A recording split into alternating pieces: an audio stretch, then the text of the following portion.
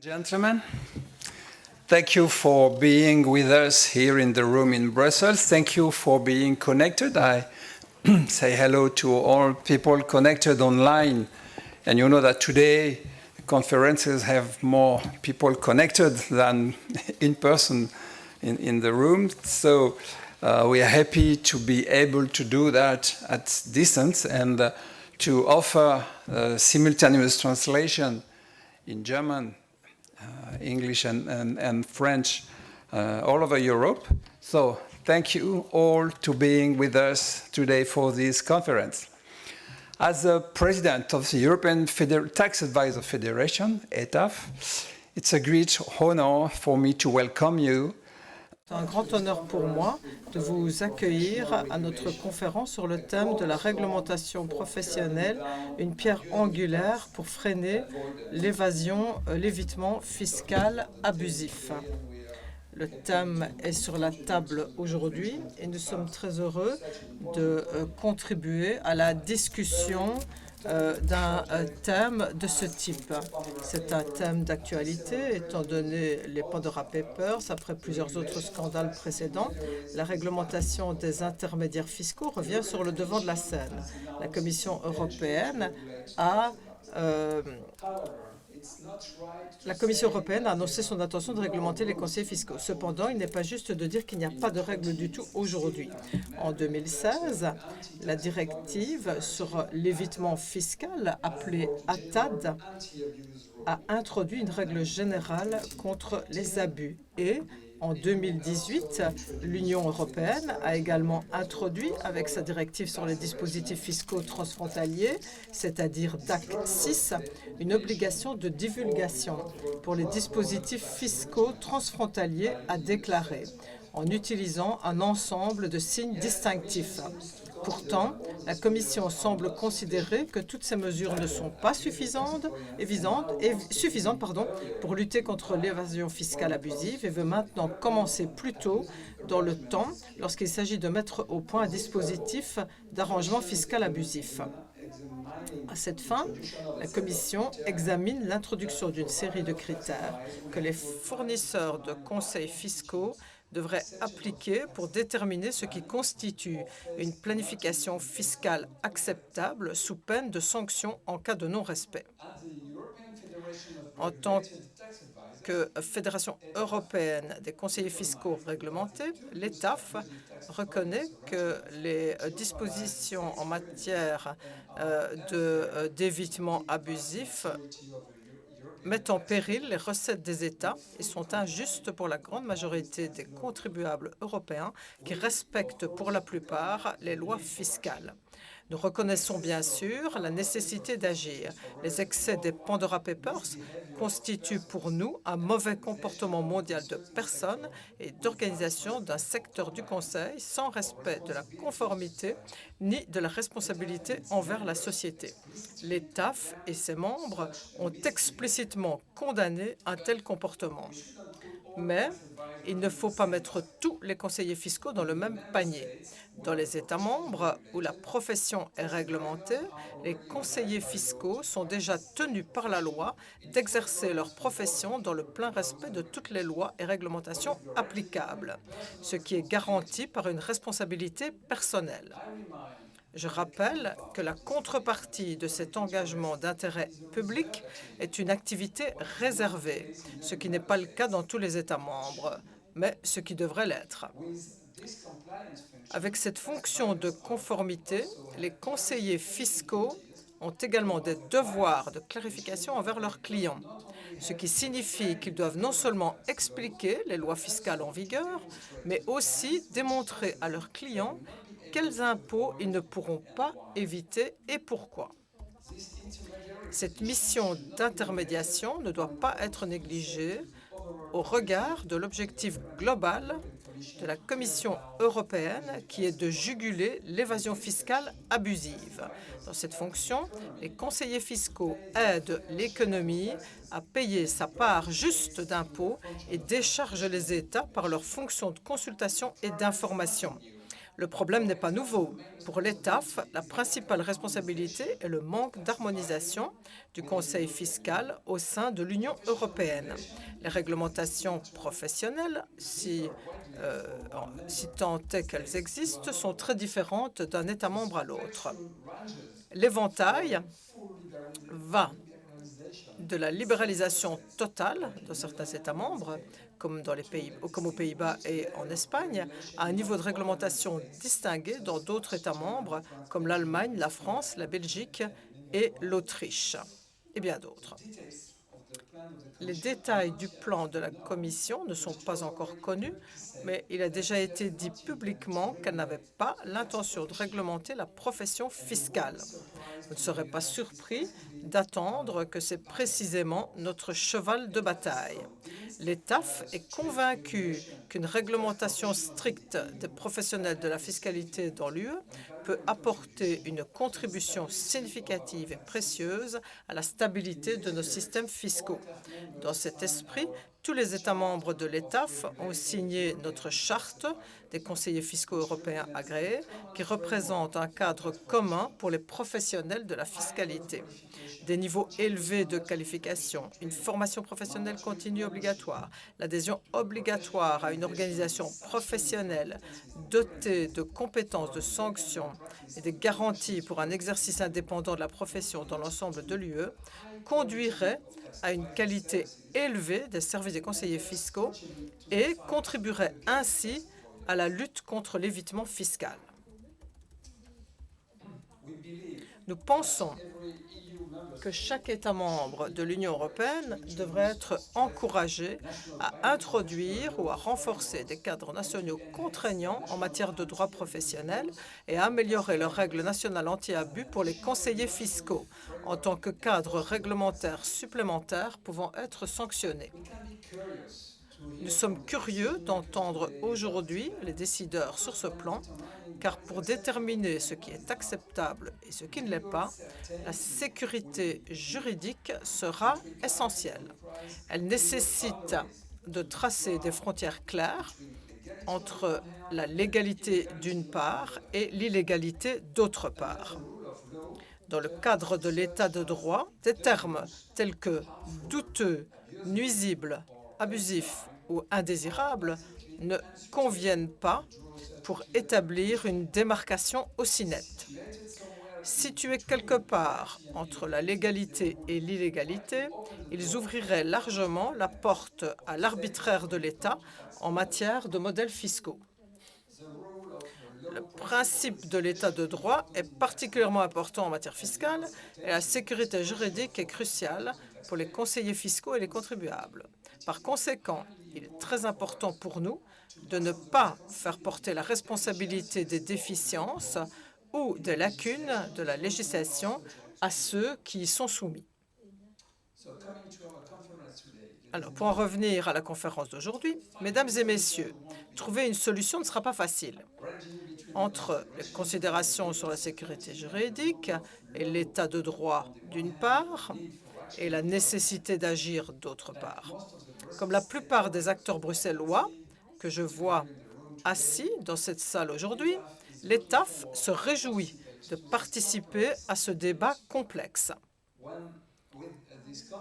Avec cette conférence aujourd'hui, nous voulons lancer une première réflexion publique sur ce nouveau projet, discuter des solutions dont nous disposons pour mieux lutter contre l'évasion fiscale abusive et des possibilités que la réglementation professionnelle a à offrir. Pour répondre à toutes ces questions, nous sommes ravis d'avoir avec nous un grand panel d'intervenants de haut niveau. Permettez-moi d'accueillir tout d'abord Benjamin Angel de la DG Taxe Sud de la Commission européenne, qui nous informera des intentions de la Commission. Nous savons que Benjamin a déjà participé à notre dernière conférence. Merci d'être à nouveau présent, Benjamin. Nous apprécions fortement votre présence aujourd'hui. Bienvenue également au député européen Markus Ferber, qui est également parmi nous aujourd'hui. Et nous aimerions entendre de sa bouche ce que le Parlement européen a à son ordre du jour. Si vous voulez, bien sûr.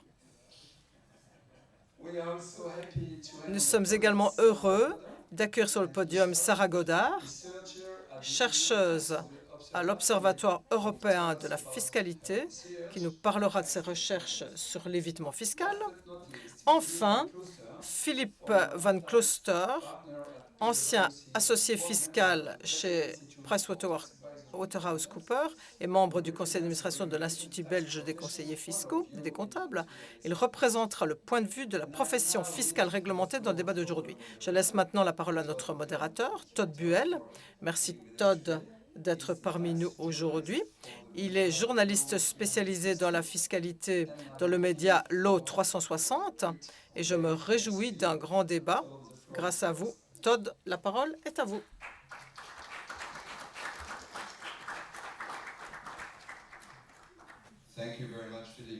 Merci beaucoup, Philippe. Et je me réjouis également que nous puissions débattre. Et un peu plus tard, je vous donnerai la parole pour poser des questions. Donc, essayez de ne pas les oublier. Donc, d'abord, je donne la parole à Benjamin Angel de la Commission européenne. On s'intéresse beaucoup à ce que la Commission va faire concernant la réglementation des conseillers fiscaux, surtout à la lumière du scandale des Pandora Papers et, comme on l'a dit, à la lumière des autres scandales qui ont eu lieu avant les Pandora Papers. Benjamin, pourriez-vous nous donner un aperçu de ce que prévoit la Commission? Qu'est-ce qu'elle envisage exactement? Eh bien, bonjour. C'est un véritable plaisir pour moi d'être parmi vous aujourd'hui.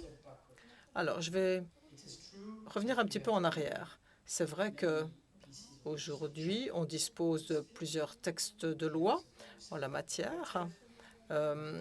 On a la directive, on a ATAD 6 également, qui oblige également à communiquer sur les différentes dispositions fiscales. Et la conclusion que nous en avons tirée est que le cadre législatif actuel n'est pas suffisant. Tout d'abord,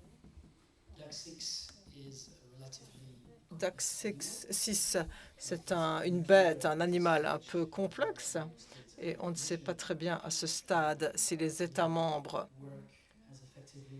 peuvent travailler aussi efficacement qu'ils le pourraient, étant donné les documents qui sont rendus disponibles. On voit également que l'annexe 6 met principalement l'obligation d'information dans le chef du client. Troisièmement, l'année dernière, comme vous le savez probablement, nous avons connu le scandale des Pandora Papers. Scandale qui a montré que le cadre existant ne fonctionne toujours pas comme il devrait. On a essayé de s'attaquer à la problématique de deux manières. Tout d'abord, l'angle national et puis l'angle international.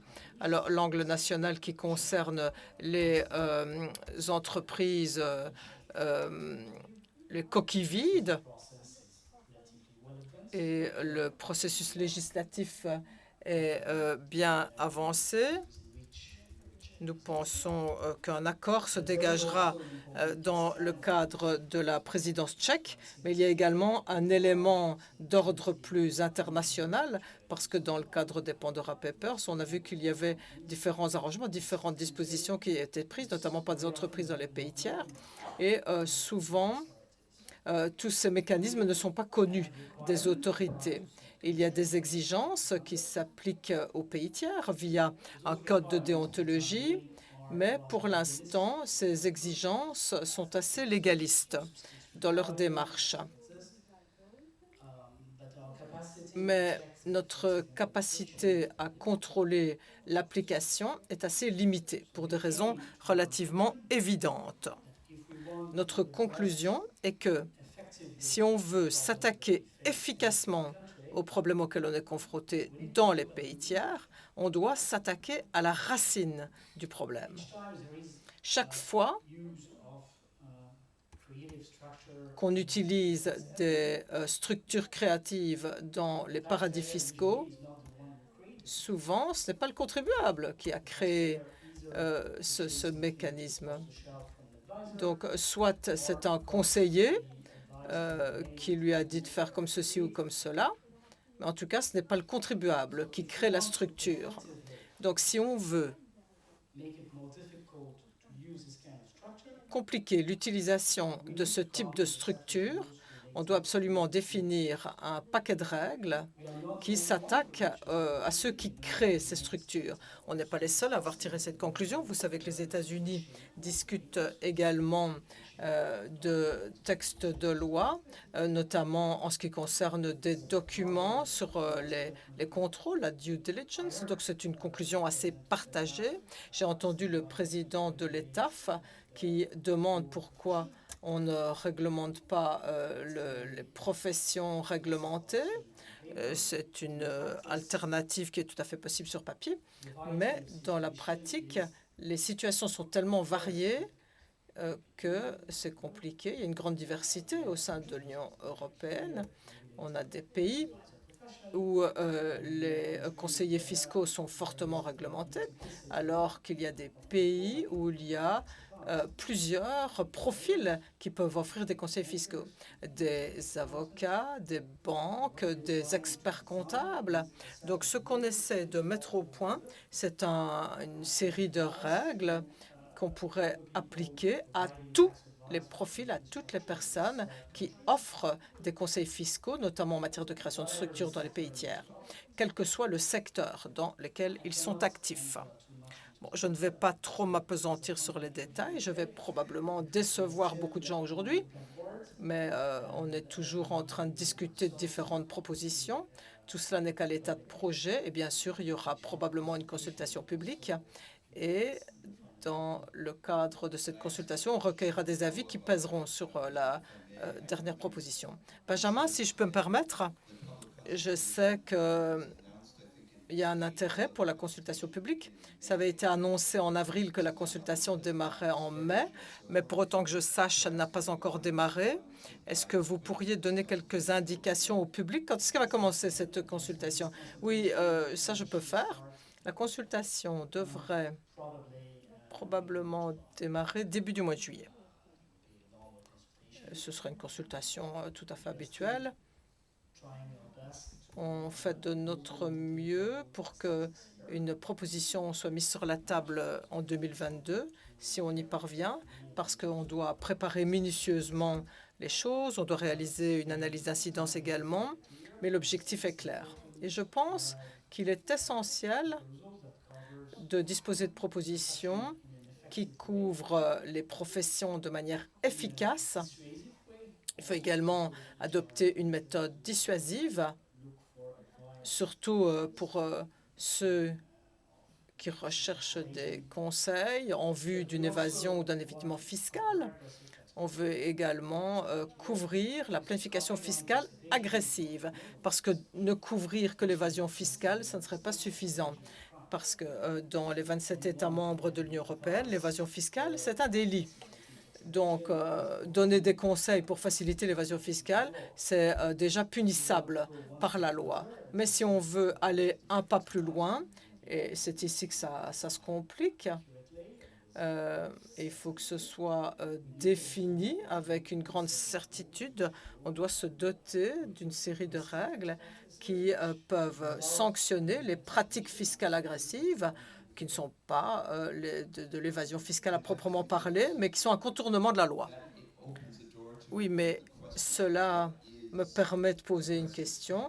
C'est quoi la planification fiscale agressive? Et je vois des sourires sur le podium. Marcus? Ou Philippe? Non, non, moi, j'ai rien dit. Oui, qui veut intervenir? Comment est-ce qu'on peut identifier? Moi, je ne peux pas définir ce type de pratique et je ne suis pas en mesure de donner une définition de planification fiscale agressive ou abusive parce que la Commission ne parvient pas à le faire. Oui, on y arrivera, ne vous inquiétez pas. Mais en tout cas, comme Benjamin l'a dit, c'est compliqué, c'est difficile. Les systèmes sont très différents entre les États membres et ça complexifie encore davantage le système. Mais ce que je comprends également, c'est que les pratiques sont évolutives. Et si on voit ce qui se passait dans le passé, tout était beaucoup plus simple. Et historiquement, c'est vrai que les contribuables ont besoin de l'aide d'intermédiaires pour créer ce type de structure.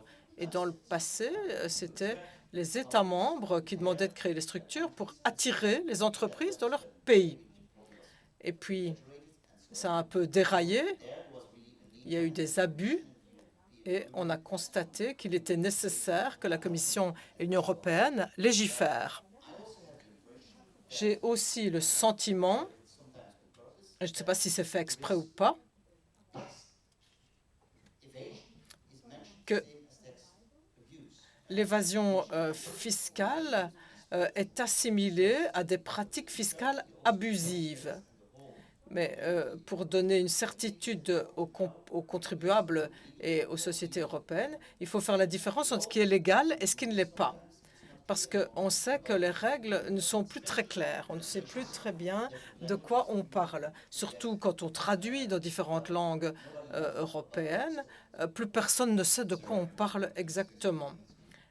Est-ce que vous voulez dire quelque chose? Oui, mais d'un point de vue plus économique, c'est un métier peut-être plus simple que le vôtre, je ne sais pas.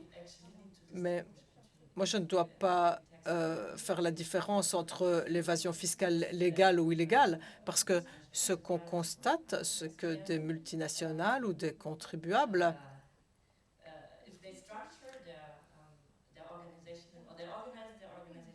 ils structurent leur comptabilité et leur organisation sont telles que les profits apparaissent dans le pays où se trouve la structure. Et ça n'a aucun lien avec le lieu où ils offrent des services ou vendent leurs produits. Donc, ils organisent leur activité économique en fonction des incitants fiscaux et pas en fonction du lieu où elles peuvent améliorer leur efficacité économique. Parce qu'en ce qui concerne l'évitement fiscal, c'est mesurable. Donc, on voit, par exemple, que les profits sont enregistrés là où il n'y a pas d'activité économique, ou là où il n'y a pas de personnel, ou 5 membres du personnel, où les ventes ne sont pas pertinentes. Mais on utilise un logiciel qui est enregistré dans une juridiction et comme par hasard, comme par miracle, tous les profits sont enregistrés là, dans le pays où on utilise le logiciel. Et c'est ça qui me semble problématique. En tout cas, c'est problématique pour les gouvernements. Oui, et moi je voulais souligner le fait que la notion d'évitement fiscal, ce n'est pas un nouveau concept dans la loi européenne. Donc, il y a quelques règlements. Il y a notamment une réglementation financière qui s'applique à toute l'UE et qui interdit aux intermédiaires d'utiliser des garanties relevant du budget européen pour soutenir des opérations qui pourraient déboucher sur de l'évitement ou de l'évasion fiscale. Et c'est une obligation qui est d'application depuis déjà des années. La Banque européenne d'investissement, le Fonds européen d'investissement appliquent cette règle et agissent en conséquence. Ils analysent l'objectif du projet. Donc, ils voient si le projet concerne les activités économiques d'une structure ou plutôt sa fiscalité. Et dans une communication publiée par la Commission, on fait déjà référence à tout cela. La même démarche a été appliquée pendant la pandémie de coronavirus en 2020, où la Commission européenne a recommandé aux États membres de ne pas offrir d'aide d'État aux entreprises qui mènent des projets pouvant déboucher sur de l'évitement ou de l'évasion fiscale. À nouveau, on a communiqué aux États membres ce qu'ils devraient faire. C'était une démarche progressive qui leur était proposée. Je ne dis pas que c'est facile et je comprends les difficultés pour les professions fiscales parce que la nature même de vos métiers est de faire de l'optimisation fiscale pour vos clients. Mais selon nous, il y a une grande différence entre rechercher une optimisation ou une application optimale de la réglementation existante et essayer de contourner les dispositions juridiques en créant notamment des structures dans des contrées parfois bien exotiques. En tout cas, j'insiste, ce qu'on prépare concerne les structures créées dans les pays tiers. On ne parle pas ici d'activités au sein de l'Union européenne. On parle de structures de montage sur les Caïmans ou dans d'autres paradis fiscaux.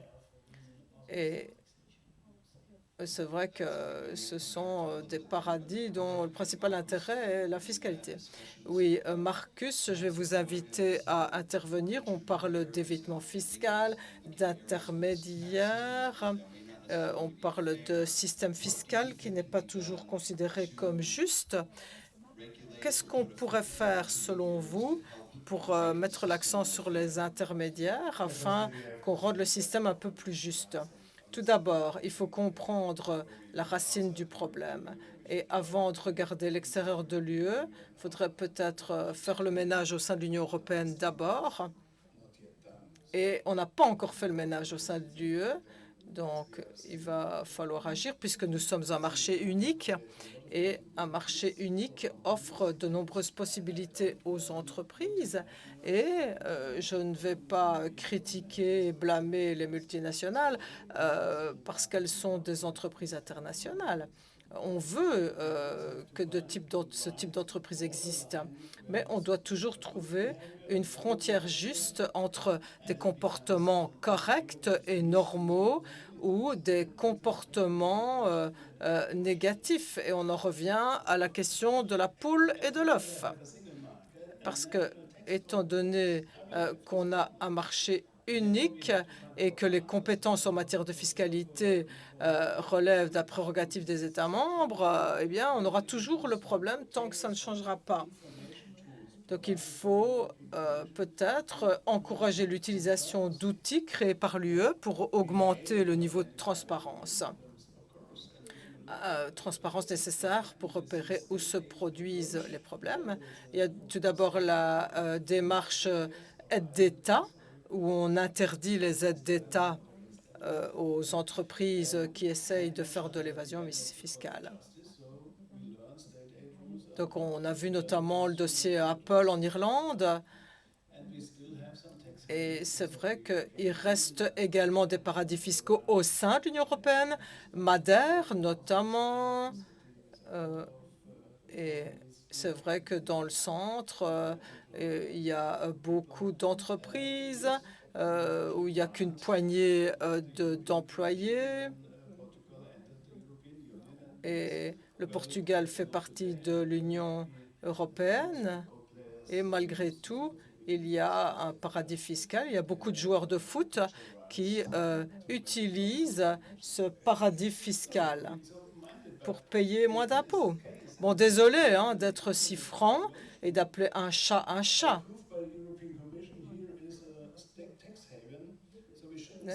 Je pense qu'on ne doit pas se pencher uniquement sur ce qui se passe à l'extérieur de l'UE tant qu'on n'aura pas réglé le problème au sein de l'Union européenne. Et ceci m'amène à la deuxième question.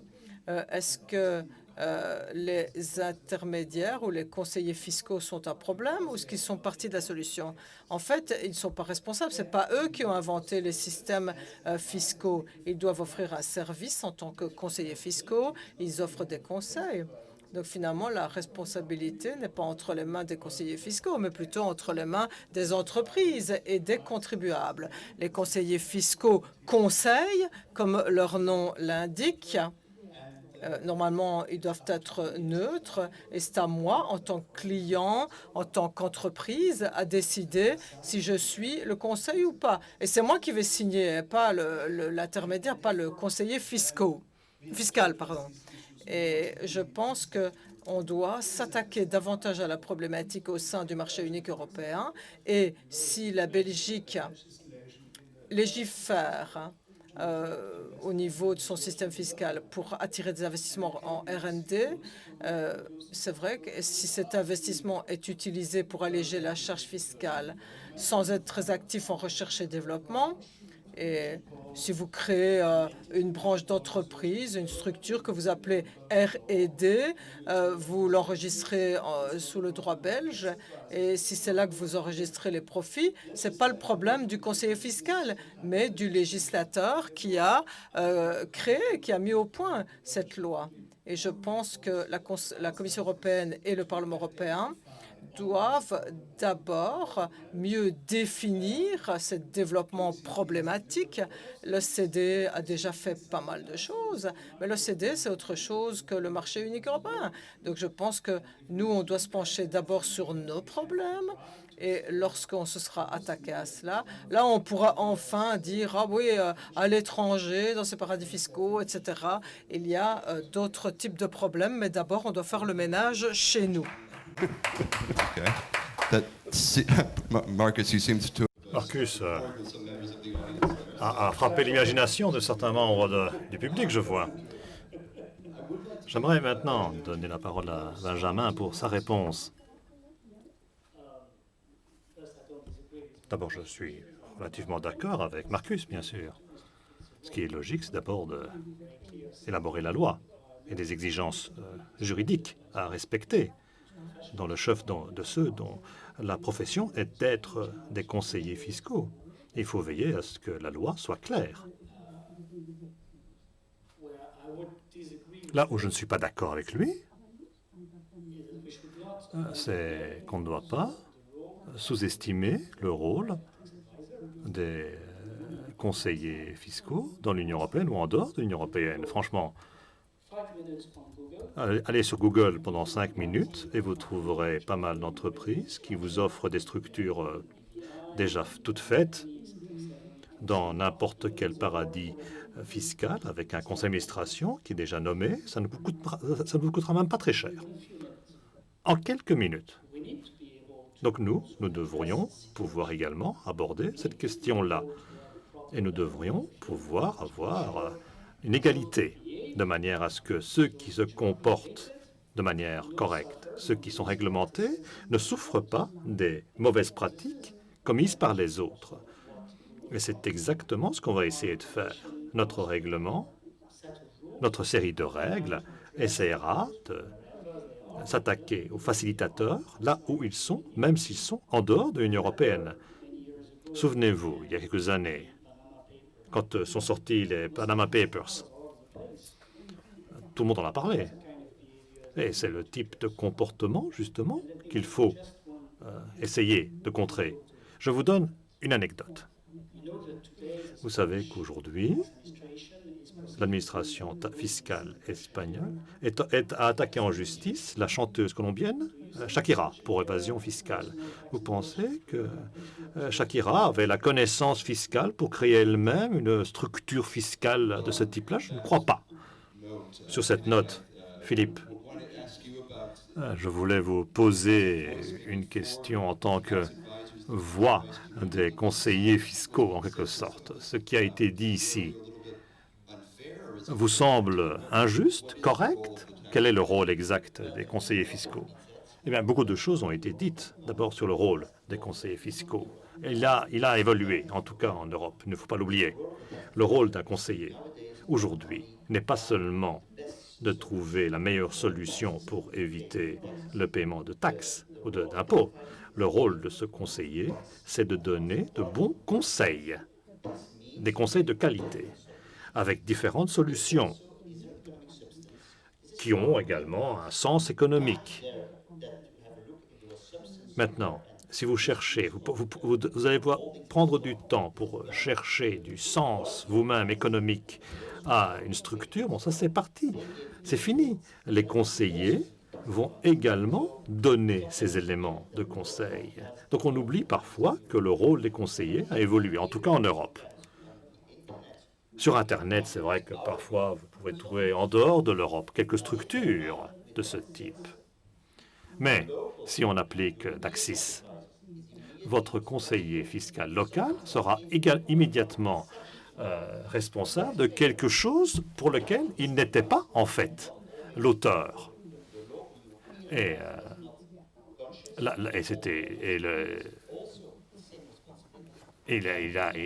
c'est la même responsabilité, même niveau de responsabilité que ceux qui, en dehors de l'Union européenne, ne connaissaient pas la loi. Et là, pour moi, ce n'est pas clair. Parfois, on utilise un canon pour tuer une mouche. Et c'est imposer une charge administrative supplémentaire aux conseillers qui leur empêche de donner des conseils de qualité. Donc, chaque fois dans une législation, on impose quelque chose de plus, je me demande parfois s'il n'est pas possible de retirer quelque chose. Il y a certaines législations qui ne sont sans doute plus nécessaires.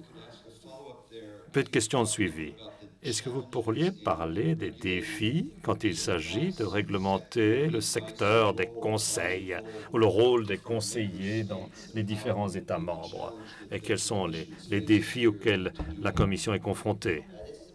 C'est un défi de taille, en effet, parce que l'activité fiscale, là, ici on parle d'activité fiscale, est totalement organisée en fonction des pays en Europe. Vous avez les États membres d'État où la réglementation est assez forte. Il y a d'autres pays où la réglementation est moins forte. Pour moi, chaque pays a sa propre tradition fiscale. Et je ne peux parler que des pays que je connais. Pour moi, le conseil fiscal, c'est de la qualité, surtout. Qualité technique, mais également parfois poser la bonne question économique de manière à ce que le contribuable réfléchisse. En Belgique, par exemple, on a besoin d'une institution où, en tant que contribuable, votre titre fiscal est reconnu, donc de manière à ce que le contribuable ait la garantie que ce conseiller ait vraiment le niveau de qualité et de déontologie nécessaire. Donc pour moi, des réglementations pour donner des conseils fiscaux, c'est important de manière à garantir la qualité aux contribuables. Vu tout ce qui a été dit et les termes que vous utilisez, comme transparence, les différentes règles en fonction des États membres, vous avez également mentionné des scandales. Pensez-vous qu'on va quand même dans la bonne direction et que ça devrait permettre de mettre un terme à l'évasion, à l'évitement fiscal? Ou que pensez-vous qu'on pourrait faire pour accélérer le processus? Dans le dernier rapport, on a souligné que pas mal d'États membres ont adopté des régimes préférentiels pour les multinationales et ça ne semble rien, mais ça ne semble rien arrêter. Donc il y a pas mal de régimes, surtout dont bénéficient davantage les contribuables que je qualifierais de mobiles. Et ça ça souligne le problème de la réglementation de l'Union européenne et de l'harmonisation fiscale. Parce que plus il y a de différences entre les régimes fiscaux nationaux, plus on aura de régimes fiscaux et plus il y aura des possibilités d'évitement. Donc je suis d'accord en partie quand vous dites que le législateur devra veiller à ce qu'il y ait le moins d'échappatoires possible et le moins de possibilités d'évitement. Mais il faut dire que les conseillers fiscaux devraient également contribuer à améliorer la loi. Et parfois, dans le processus législatif, on est confronté à une armée de lobbyistes qui, eux, sont très rapides et sont très efficaces quand il s'agit d'ajouter une petite échappatoire. Et je me demande si la profession de conseil fiscal ne pourrait pas plutôt avoir un impact positif pour réduire les échappatoires, pour proposer des solutions positives, par exemple des seuils fiscaux minimums, de manière à ce qu'on n'ait plus rien à dire en quelque sorte, parce que voilà, automatiquement, les lois seraient claires. Je ne sais pas quel est votre avis. À nouveau, je ne peux parler que de la Belgique. En tant que conseiller fiscaux, on essaye d'obtenir de bonnes législations, bien sûr. Mais quand on soumet nos questions, nos propositions aux politiciens, après leur discussion interne, on s'aperçoit qu'il y a beaucoup plus d'échappatoires que ce qu'on avait proposé. Ouais. Nous, en tant que Parlement, on ne fait que donner des conseils au Conseil. qui décide. Mais c'est vrai que quand il y a des coalitions avec beaucoup de partis politiques, comme en Allemagne ou en Belgique, c'est vrai que vous devez toujours arriver à un compromis politique qui, en fin de compte, ne donne pas les meilleurs résultats législatifs. C'est vrai.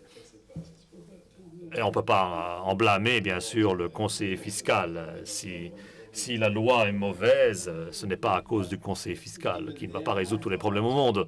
Mais peut-être étais-je un peu trop franc dans ma jeunesse, mais pour moi, un texte de concurrence fiscale juste crée une situation plus positive, alors que dans l'Union européenne, ce n'est pas toujours le cas, disons. Et c'est le problème auquel on doit s'attaquer, parce que si votre système théorique est tellement attrayant que souvent vous le faites au détriment de votre voisin. Et là, c'est quelque chose que la Commission devrait examiner de près. Et il y en a pas mal d'exemples de ce type-là. Vous pouvez organiser les choses au sein de l'Union européenne de diverses manières et il ne faudrait pas être trop négatif. Bien sûr, il reste quelques problèmes dans l'Union européenne. Il y a certains textes qui ont été adoptés très rapidement, ça c'est vrai, mais une fois qu'il s'agit de l'appliquer, par exemple, c'est la Commission qui n'a pas encore proposé le premier pilier de la proposition de l'OCDE, qui, je le sais, pose problème. La discussion est toujours en cours. Oui, c'est vrai, mais il aurait été plus facile de passer directement au deuxième pilier. En une semaine, la proposition de la Commission serait sortie, sachant bien sûr que les principaux problèmes se situent au niveau du premier pilier, c'est vrai. Du coup, les États membres peuvent dire tant qu'on n'a pas la proposition pour le premier, on ne fait rien du tout. Je n'accuse personne, mais je vous explique simplement ce que l'on fait pour l'instant au niveau européen. Donc, on dit qu'il faut améliorer la qualité de la législation, c'est vrai, mais dans ce cas-là, si on décide de le faire de manière européenne, ce qui d'ailleurs n'est pas obligatoire, parce que les choses pourraient être décidées individuellement par les 27 États membres. Mais si on décide de le faire collectivement dans le cadre du marché, dans ce cas-là, il est logique qu'on discute ensemble des propositions, qu'on les décide ensemble. Parce que, bon, s'il y a plus de problèmes au niveau du premier pilier, que ce soit d'ailleurs dans l'Union européenne qu'en dehors, que par rapport au deuxième pilier, bon, il faut en discuter. Et ça doit être pris en compte également. Est-ce que l'on veut être les leaders de la bonne fiscalisation ou pas? Ce que vous avez dit, Marcus, est vraiment fascinant. Et je crois qu'on pourra en parler pendant des heures et des heures. Mais j'aimerais revenir à la question qu'on se pose aujourd'hui, c'est-à-dire les conseils, à la réglementation et le lien. Comme vous l'avez dit, il y a le problème de l'unanimité au niveau du Conseil par rapport au pilier 1 et pilier 2. Angel, j'aimerais vous demander, par rapport à ce que la Commission envisage de proposer pour réglementer la profession de conseiller fiscal, est-ce que, du point de vue de la Commission ou des traités, est-ce que ça sera une question fiscale ou est-ce qu'on va utiliser l'article 116 ou d'autres bases juridiques? Quelle serait la base juridique en d'autres termes? D'abord, une remarque. Je ne peux pas laisser quelque chose sans réponse. La Commission a proposé une directive 3 jours après l'accord au niveau de l'OCDE. Je ne sais pas quand la décision sera prise pour le pilier 1. La discussion est toujours en cours. J'admire votre confiance dans la Commission, mais on ne peut pas remplacer les plus de 100 pays qui participent à cette discussion. Non, non, vous avez le monopole d'initiative, donc ne renvoyez pas toujours la balle sur les États membres. Non, non, notre règle, notre rôle est de transposer un accord international qui n'est toujours pas décidé. Il est toujours en discussion pour certains paramètres clés, dont la fiscalisation. D'où viendra l'argent? Où prendra l'argent? La certitude fiscale. Bon, le travail sur le pilier 1 a pris du temps. Il aurait dû se terminer en juin, puis juillet. Une réunion a été reportée à octobre et on ne sait pas quand la convention sera prête.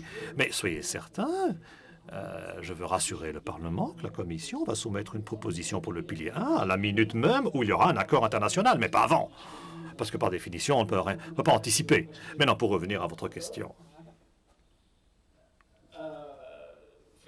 Bien sûr, ce ne sera pas 1 à 6. Ce ne sera pas l'article 1 à 6. Ça, c'est certain, parce que l'Union européenne ne peut pas édicter une législation générale sur base de l'article 1.6 du traité. L'article 1.6 est un article qui permet de passer directement à notre procédure législative et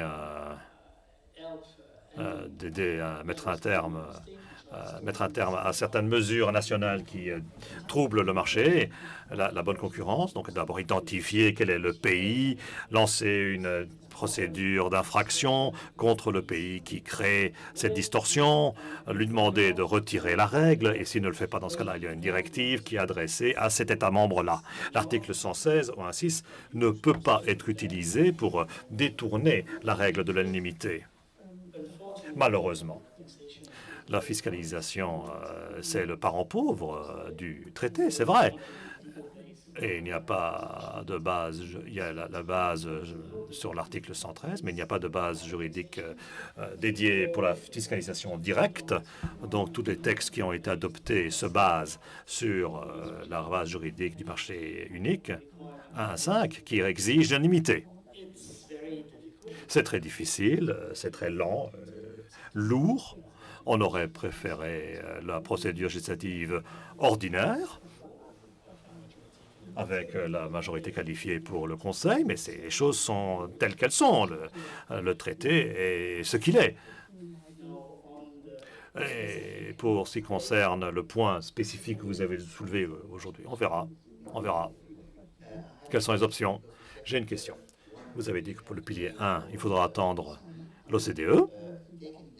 Étant donné que pour le règlement de la profession, l'activité de la profession, là, vous parlez des pays tiers, pourquoi ne pas mener également la discussion sur ce qui est nécessaire au niveau de l'OCDE? Parce que là, vous laissez l'OCDE agir toute seule. Bon, l'OCDE est occupée par la discussion sur le pilier 1 et le pilier 2.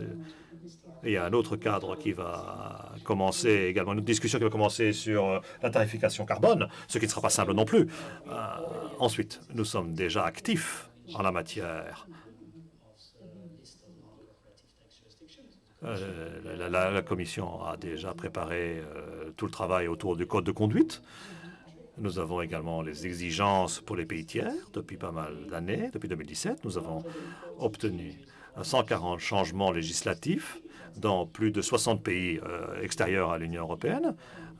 Donc ça fonctionne aussi. Mais sur base de cette expérience, mon expérience depuis 2 ans, j'ai pas mal de contacts avec ces compétences extérieures sur la liste, figurent sur la liste. La situation varie grandement. Bon, il y a quelques compétences dont on sait qu'elles ne se comportent pas correctement, mais la grande majorité sont des petits pays avec peu de capacités administratives, avec avec beaucoup d'échappatoires dans leur législation et des mecs intelligents qui utilisent ces échappatoires. Et on veut rendre la vie plus difficile pour ces petits malins qui utilisent les échappatoires. C'est ça qu'on veut faire. Je ne peux pas ne pas poser la question sur le pilier 1, même si elle n'est pas à l'ordre du jour. Si j'ai bien compris, la Commission, le calendrier, juillet 2027, c'est le moment où la proposition, le 27 juillet, c'est le moment où la proposition sur le pilier 1 devrait sortir. Donc on veut partir en vacances après? Oui, oui. Non, ça a déjà été retiré du programme de travail de la Commission parce qu'on ne peut pas faire une proposition en juillet avant que l'accord international sous-jacent soit puis finalisé. Pour l'instant, il n'existe pas, il n'est pas là, pour diverses raisons, dont clairement toute la complexité du dossier. On voit combien il est difficile d'arriver à un accord entre 27. Alors imaginez combien c'est encore plus difficile en 137, comme dans l'OCDE. C'est certainement un défi. Ça prend du temps. C'est très complexe comme sujet. Et la volonté politique subsiste. La Commission va avancer dès que l'accord sera une réalité. La meilleure preuve et que nous avons renoncé à l'intention d'utiliser les ressources du budget, ce qu'on n'aurait pas dit, hein. Donc, sans doute, le délai le plus réaliste serait octobre, novembre, pour une proposition de la Commission sur le pilier 1. La proposition de la Commission suivra très rapidement l'adoption de l'accord sur le pilier 1, point final. Mais il n'y a pas de cuisinier qui s'occupe de faire ce repas, et on ne sait pas encore quand la recette sera parfaite. Comme je l'ai dit,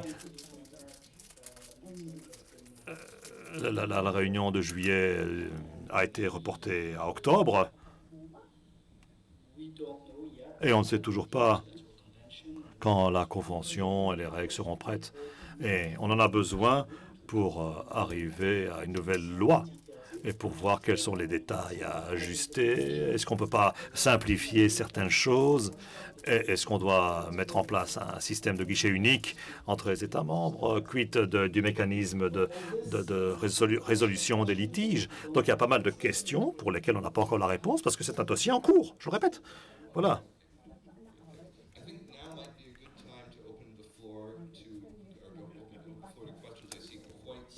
Donc on va ouvrir le débat. Je vois quelques mains se lever frénétiquement. Je vais vous donner mon micro pour vos questions.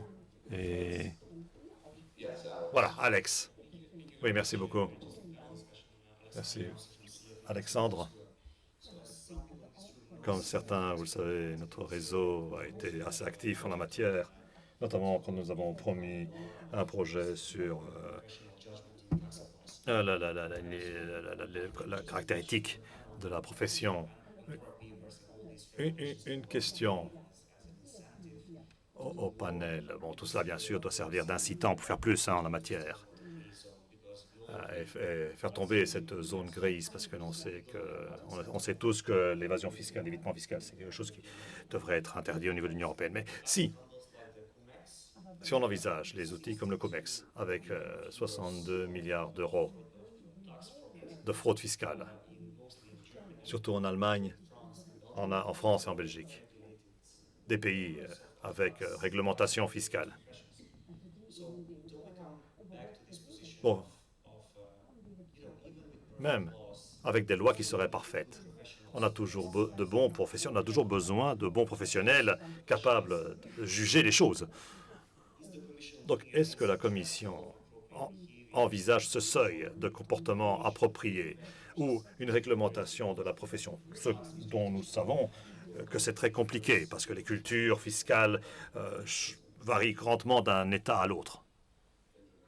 Merci. Oui, j'ai été très clair. On n'a pas l'intention de réglementer une profession en tant que telle. Donc ce que vous aurez dans l'initiative, qui est toujours en cours d'élaboration, donc ça peut encore changer. Donc ce qu'on propose maintenant sera lié davantage à des principes de comportement et à des séries d'éléments qui permettraient de distinguer ce qui est acceptable de ce qui n'est pas acceptable. On comprend que la profession a besoin d'orientation. Il faut éviter un subtil flou poétique et créatif. Ce n'est pas du tout notre intention, ce ne sera pas le cas, et nous allons devoir y travailler avec, et la consultation jouera son rôle également. Nous inviterons tous les participants et tous vos membres à participer à cette consultation une fois qu'elle aura été lancée. Intervention sans micro, désolé. Merci. Elodie Lambert, le Tax Note. J'ai deux questions. D'abord à Benjamin. Vous avez dit que ça serait limité aux pays tiers. Pourquoi? Est-ce dû à la liberté de circulation de l'Union européenne? Et ensuite, mon comptable n'arrête pas de me dire vous devriez déduire votre toit. Donc y a-t-il il y a ce droit, bien sûr, ce droit de choisir la route fiscale la plus basse. Et est-ce que ça ne serait pas en contradiction avec la loi qui est proposée? Pour la première question m'est adressée, la deuxième à vous, je crois. Pour la première question, donc, on a l'intention d'envisager la situation des pays tiers parce que le texte est conçu comme un ajout à un texte qui est déjà en discussion sur l'utilisation des entreprises, des coquilles vides. Et nous avons déjà une série de textes au niveau de l'Union européenne. Je ne sais pas si ce corpus législatif est parfait ou pas. Taxis n'est sans doute pas le texte le plus clair au monde.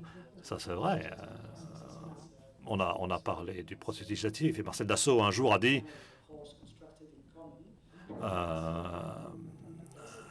un chameau, c'est un cheval construit ensemble. Donc, taxi, c'est plutôt un chameau. Enfin, il est ce qu'il est.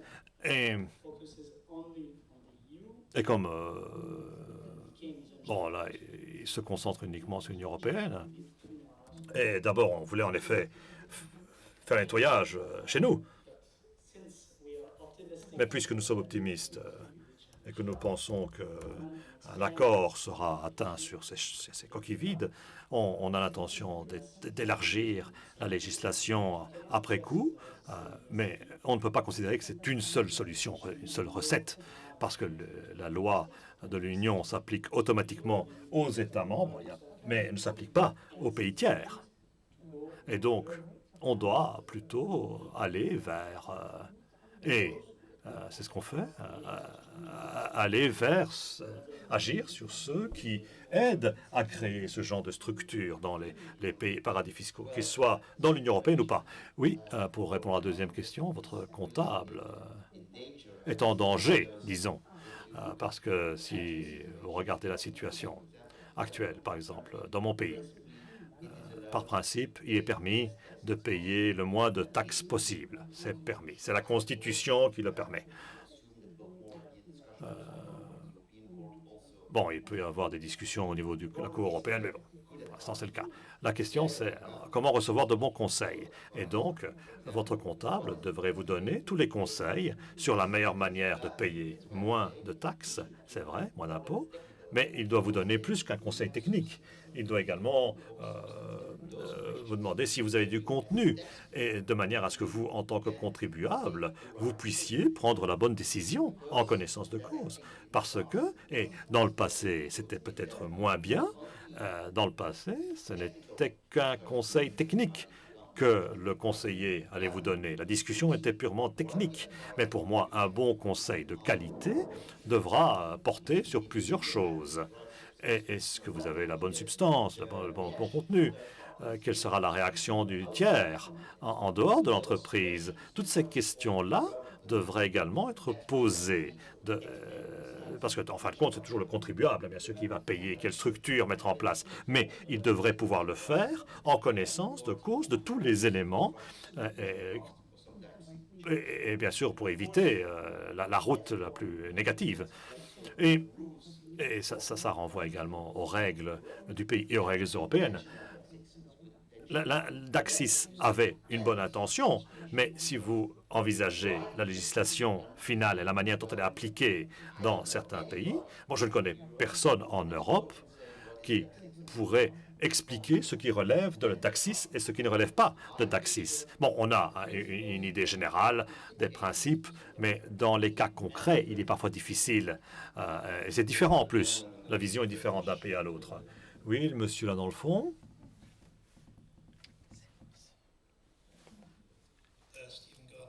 Stephen Gardner, de Bringbirds Tax.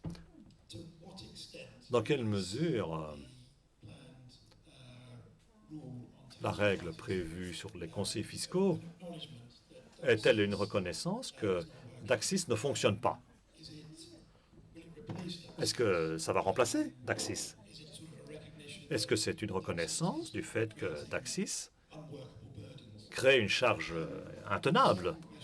Et la deuxième question, qui renvoie à ce que vous avez dit à propos de la définition de planification fiscale qui évolue.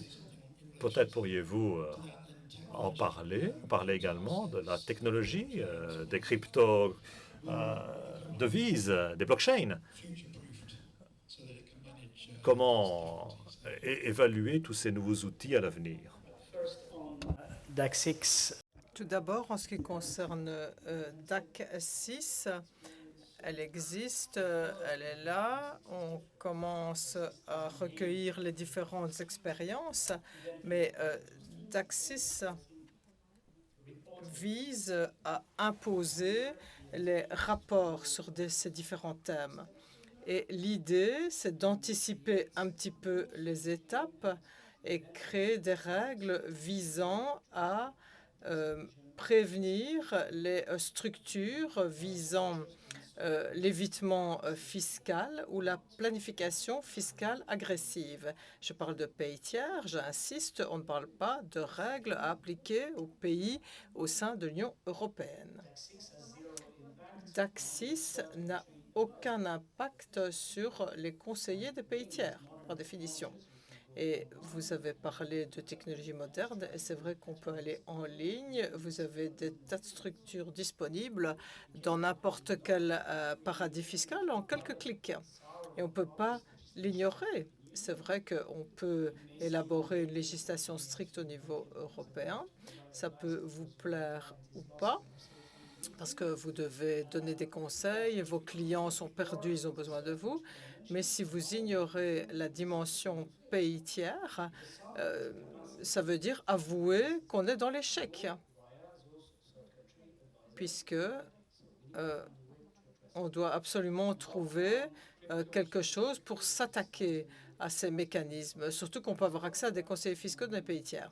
Alors, en ce qui concerne la crypto-monnaie, etc., on y travaille beaucoup depuis la DAC. Donc, il y a la DAC 8 qui sera publiée à l'automne. Et il y aura toutes sortes de dispositions concernant les crypto-monnaies, les blockchains. Et DAC 8 s'accompagnera d'une communication de la Commission où elle fournira une évaluation politique et des conseils concernant la manière d'éviter la fiscalité sur les biens crypto. Donc, je pense qu'il est nécessaire, d'un point de vue collectif, d'en discuter parce que le secteur gagne en importance. Oui, une question. Dans le règlement qu'envisage la Commission.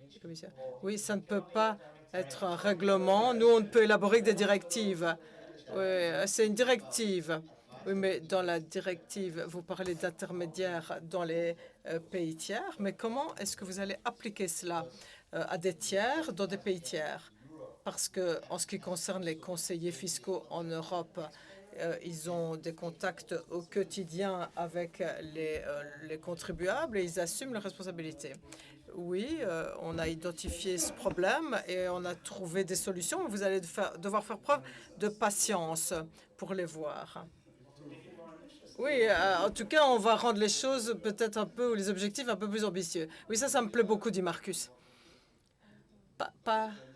Alors, je prends une autre question s'il n'y a pas d'autres commentaires sur le podium. Oui, la dame là-bas. Oui, merci beaucoup. Je suis Andrea Rapp de Hongrie. Je représente l'association des conseillers fiscaux et je suis membre du conseil d'administration de l'ETAF. La présentation a été très intéressante. Elle a montré que les choses n'ont pas encore été tranchées concernant les solutions. Mais si on adopte le point de vue des praticiens, on se rend compte que le fardeau est mis sur les épaules des conseillers fiscaux. Mais comme on peut le voir aujourd'hui, on devrait peut-être sélectionner les praticiens qui sont vraiment impliqués dans ces pratiques douteuses et préjudiciables. Et on peut peut-être utiliser la DAC 6 et la partie rapport, parce qu'il y a notamment une liste négative qui est prévue. Et on pourrait peut-être élaborer une liste négative de dispositifs d'évitement fiscaux préjudiciables. Et ça permettrait de réduire le nombre de praticiens et ça réduirait la charge administrative imposée aux praticiens. Parce que je pense qu'il s'agit d'aider les contribuables en leur offrant les services et les conseils dont ils ont besoin. Et l'objectif des États est d'avoir autant d'argent qu'ils méritent dans les caisses de l'État. Merci. Est-ce que quelqu'un sur le podium veut réagir? La notion même de liste de ces dispositifs fiscaux négatifs, cette liste existe dans un pays avec lequel on est en discussion parce que c'est une bonne expression. Je vais vous dire, c'est un ancien État membre. Vous devinerez très vite de qui je parle. Et c'est assez intéressant.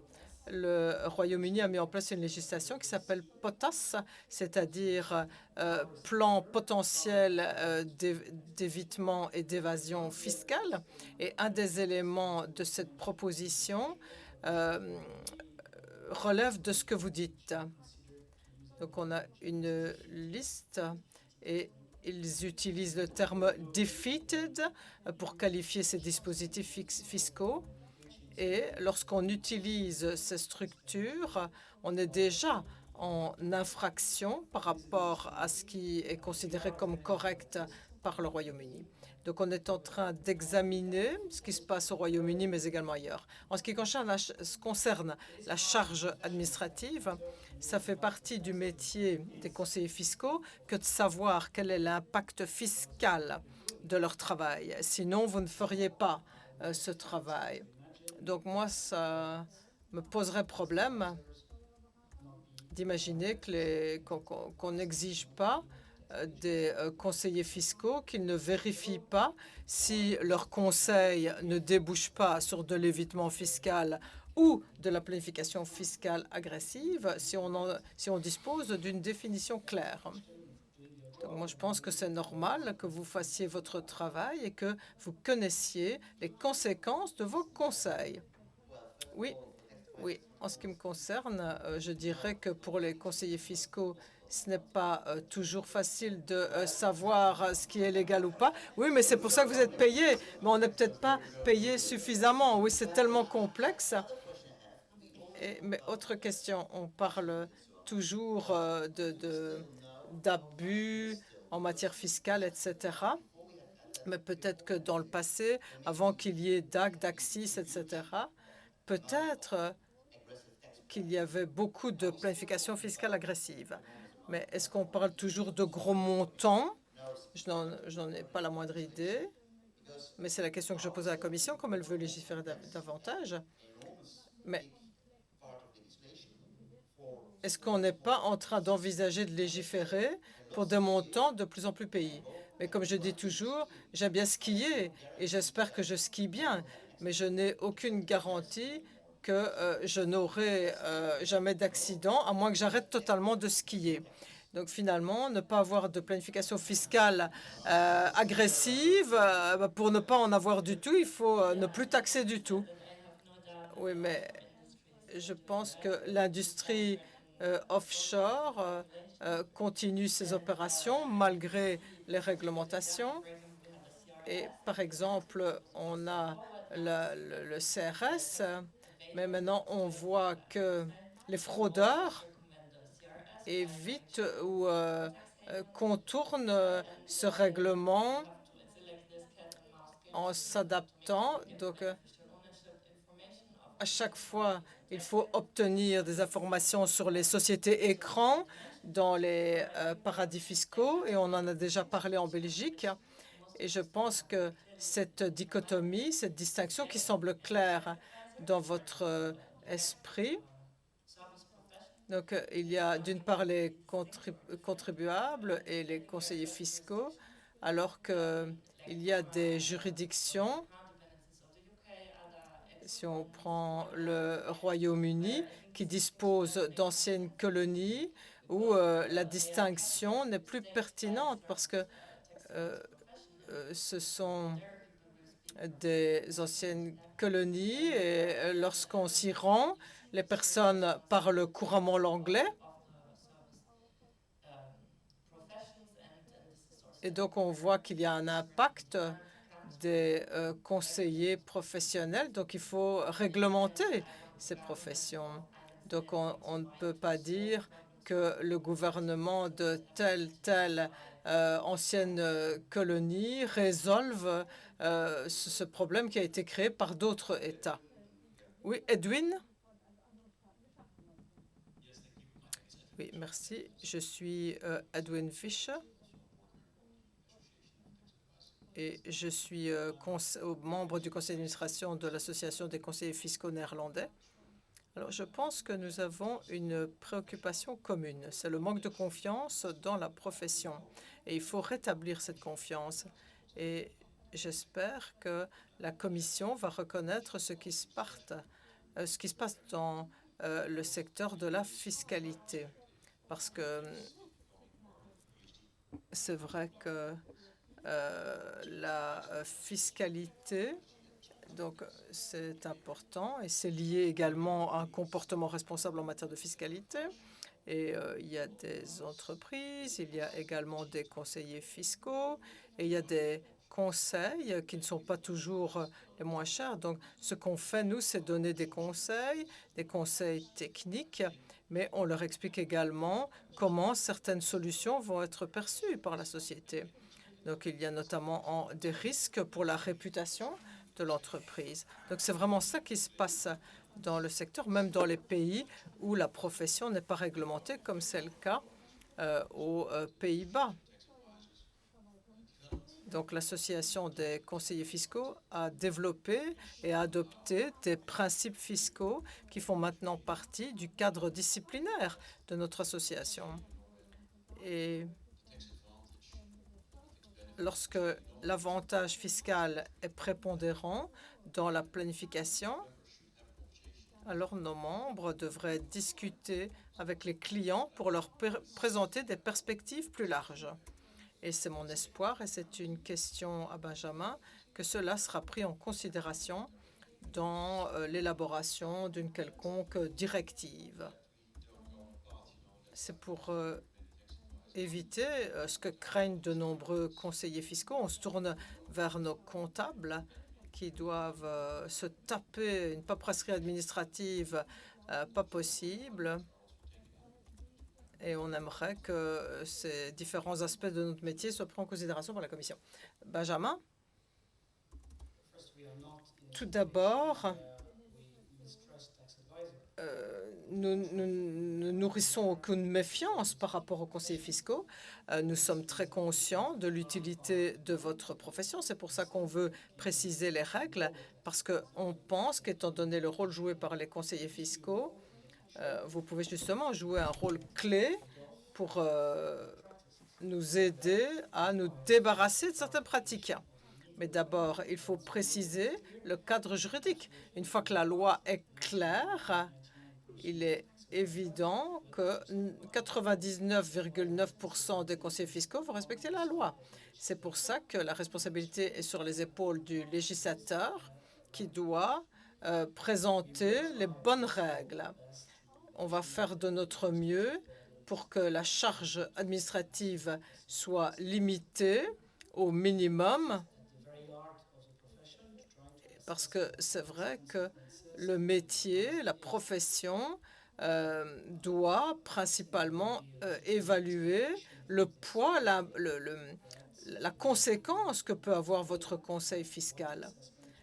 Vous devez pouvoir expliquer pourquoi vous évaluez la situation de cette manière-là, quel est le raisonnement que vous avez suivi.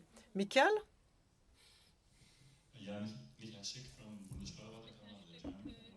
Advisors. So could I please come back to the core subject of our conference, the role of professional regulation? So I would like to... Qu'en est-il des réglementations de la profession? Et je me tourne vers la Commission et ses services. Pourquoi est-ce que vous n'envisagez pas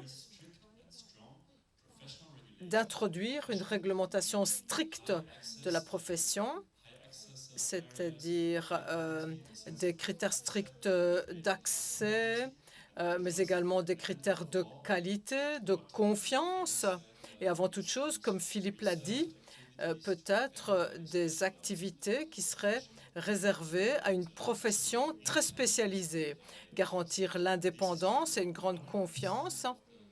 Donc peut-être que ce n'est pas la panacée, mais en tout cas, ça contribuerait à résoudre le problème. Donc ma question est de savoir si vous discutez de tout cela avec vos collègues, notamment en charge du marché. Eh bien, je peux répondre que j'aimerais qu'il y ait un accord avant que je parte à la retraite. J'aimerais qu'on ait un accord sur la réglementation de la profession dans toute l'Europe, mais ça voudrait dire une décennie de discussion. Et si on veut quelque chose qui n'est peut-être pas aussi ambitieux, mais qui fonctionne néanmoins, on devra peut-être opter pour une démarche visant à éviter certains comportements, quel que soit le statut juridique de la personne qui offre les conseils juridiques, les conseils fiscaux, pardon. Dans certains pays, ça sera compliqué. Par exemple, dans certains États membres, ce sont les avocats qui donnent des conseils fiscaux et changer le statut des avocats, c'est pas facile, hein? Pas facile d'ouvrir cette discussion et encore moins de la clore. Et je suis d'accord avec vous. Réglementer sur une base transfrontalière, sur papier, ça serait la meilleure solution. Mais dans la pratique, étant donné le fonctionnement de l'UE, je ne pense pas que ça soit réaliste. Donc, je pense qu'il est préférable, il est plus souhaitable de choisir la deuxième meilleure solution. Marcus? Un petit ajout. Dans la sous-commission, nous avons demandé une étude dans 5 États membres sur la manière dont les procédures ont été mises en place et pour s'inspirer des meilleures pratiques. Ça pourrait se faire, mais j'espère que l'étude sera prête avant la pause estivale. En tout cas, c'est ce qui était prévu dans l'appel d'offres. Et j'espère que ça va aider à trouver un point commun, disons, et une approche objective qui permettrait de résoudre cette problématique. Johan? Merci beaucoup. Johan Bosch. Une petite remarque d'abord sur la consultation publique. Au nom de moi-même et des membres d'ETAF et des autres membres, nous aimerions avoir une pause estivale. Donc pourriez-vous donner au moins 3 mois de consultation totale jusqu'à fin septembre, début octobre? Mais je ne connais pas de meilleur sujet à traiter sur la plage, sous le soleil. Oui, avec quelques verres bien bu peut-être.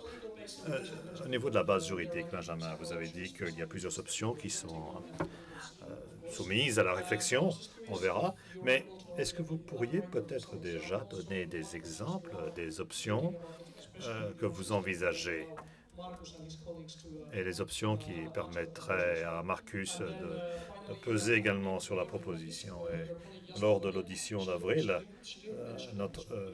votre collègue n'a pas dit que cela n'allait concerner que les pays tiers. Donc que s'est-il passé entre cette première audition et cette réunion-ci? J'ai peur de devoir répéter que vous devrez faire preuve de patience et attendre que la proposition soit faite. On doit faire les choses dans l'ordre. Quand on lance une consultation, on le fait en toute honnêteté. Et si je vous dis directement que tout a été décidé avant qu'on lance la consultation, à quoi servirait cette consultation? Et les vacances? Ah, les vacances. Et sur cette question sur la durée de la consultation, c'est en fonction de la procédure interne de la commission. Il y a des règles qu'on va respecter. Intervention sans micro de la salle, désolé. D'autres questions? Dernier appel à questions. Je ne crois pas que... Élodie, peut-être, dans le fond.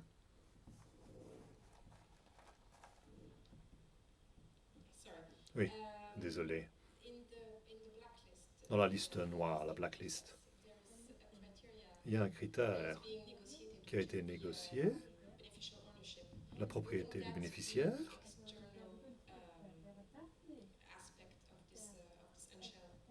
Est-ce que ce ne serait pas un des aspects de ces directives sur les coquilles? Ça ne suffirait pas? Non, ça ne suffira pas, mais ça a un impact, bien sûr, sur le sujet. Le travail sur la propriété du bénéficiaire vient seulement de commencer. Donc, la Commission va faire une proposition plus détaillée aux États membres lors de l'automne.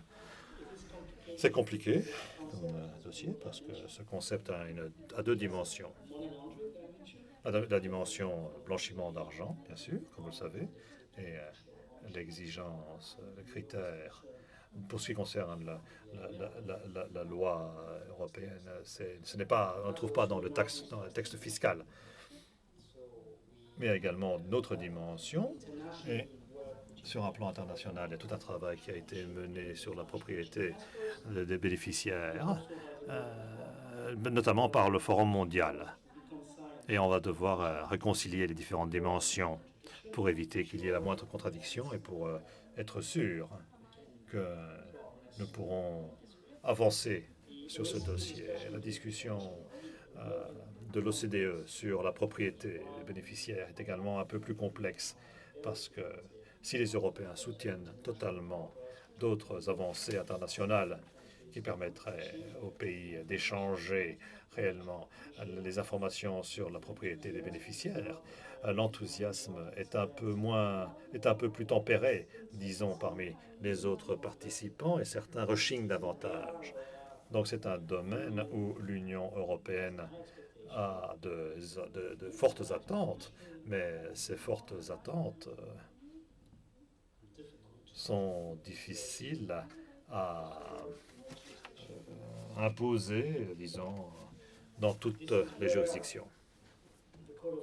Et c'est à ce niveau-là où le code de conduite et la liste auront leur intérêt, parce que c'est un domaine où on peut justement évaluer les bons comportements. Voilà, si ce critère a été respecté, pays tiers, s'il vous plaît, engagez-vous. Si la législation n'est pas encore prête à adapter la législation, et si vous ne vous engagez pas, on en tirera les conclusions et on pourrait vous mettre sur la liste. Donc nous avons un levier, oui, c'est vrai, et la propriété du bénéficiaire, c'est sans doute un des éléments dont on a besoin pour éviter la mauvaise utilisation de certaines structures fiscales dans les pays tiers, mais ça prendra du temps avant qu'on y arrive. Et entre-temps, il y a d'autres choses que l'on pourrait faire, notamment l'Observatoire européen sur les fiscalités essaye également d'évaluer l'utilité de ce critère de la propriété des bénéficiaires. Vous voulez rebondir? Oui. C'est impressionnant combien on sait peu de choses. Et là, on essaye de collecter les informations des différents registres des propriétés, essayer de comparer avec les données internationales. Pour l'instant, même nos statistiques nationales ne montrent pas bien la propriété des différents avoirs. Parce que